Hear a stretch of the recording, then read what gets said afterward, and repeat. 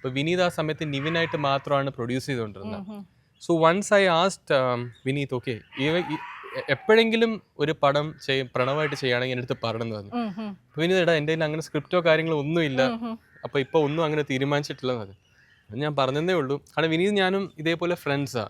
V from 20 കാരണം തട്ടത്തിൻ മറയത്ത് എന്നാണ് പടം ശ്രീവിശാഖ് തിയേറ്ററിലാണ് റിലീസ് ചെയ്തത്. സോ ഏറ്റവും കൂടുതൽ റണ്ണ് കിട്ടിയത് ശ്രീവിശാഖ് തിയേറ്ററിലാണ്. അതെ അതെ അതെ. അപ്പൊ അത് കഴിഞ്ഞ് വിനീതിന്റെ എല്ലാ ഡയറക്ഷൻ പടം, സ്ക്രിപ്റ്റ് എന്ന പടം Vineeth use to recommend for my theatre. അപ്പൊ അന്നോട്ടിട്ട് നല്ല പരിചയമുണ്ട്. പിന്നെ ഇതേപോലെ ഒരു ദിവസം ഇങ്ങനെ വിളിച്ച് ഞാനും അജുவோടെ ലവ് ആക്ഷൻ ഡ്രാമയുടെ ഷൂട്ടിംഗ് ഇങ്ങനെ നടന്നുകൊണ്ടിരിക്കുക. ഇവിടെ എനിക്ക് ഇന്നെ പെട്ടെന്ന് കാണണം എന്ന് പറഞ്ഞിട്ട് ഞാൻ അവിടെ പോയി. അവിടെ ചുമ്മാ കാണാം. അപ്പം ലഞ്ച് കഴിഞ്ഞുകൊണ്ടിരുന്നപ്പോ എടാ ഞാൻ അടുത്തൊരു പടം എൻ്റെ മനസ്സിൽ വന്നിട്ടുണ്ട്. അപ്പം നല്ല കാര്യം. അപ്പൊ ഞങ്ങൾ ബിരിയാണി ഇങ്ങനെ വെച്ചുകൊണ്ടിരിക്കുകയായിരുന്നു. അപ്പൊ എൻ്റെ മനസ്സിൽ അത് പ്രണവ് ആണെന്ന് പറഞ്ഞു.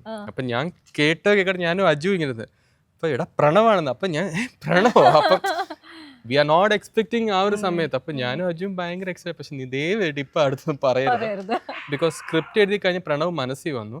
Now next thing is that okay I have to read a script to him, he should accept this.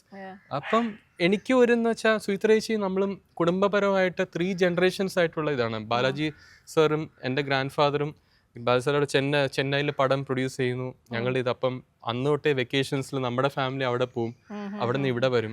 അപ്പം ഞാനും Pranav actually 3rd generation bonding actually.